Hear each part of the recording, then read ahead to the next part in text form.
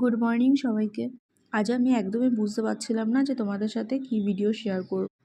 তো এই first time আমি এরকম ভিডিও করছি। তোমাদের যদি আমার ভিডিও ভালো লেগে থাকে তাহলে অবশ্যই লাইক কমেন্ট শেয়ার করে দিও। কষ্ট করে ভিডিও তো বানাচ্ছি কিন্তু তার ফল পাচ্ছি না। না তোমরা লাইক করছো, না একটা কমেন্ট করছো। ঠিক আছে, কোনো ব্যাপার না। যদি তোমাদের আমার ভিডিও ভালো লেগে থাকে তাহলেই লাইক কমেন্ট করো। আজ দুদিন হলো আমার শ্বশুর শাশুড়ি বাড়িতে নেই।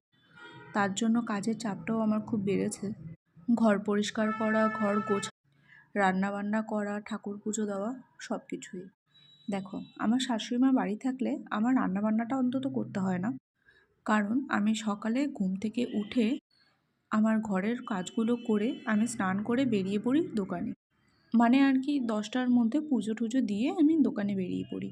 তো রান্নাবান্নাটা আমি আর করতে পারি না, সেটা আমার শাশুড়ি মাই করেন। এখন যেহেতু আমার শ্বশুর শাশুড়ি মা বাড়িতে নেই, তাই দুদিন ধরে দোকানে আর যাওয়া হচ্ছে না, ঘরের কাজটুকুই করছি। আমার সব কাজ কমপ্লিট হয়ে গেছে।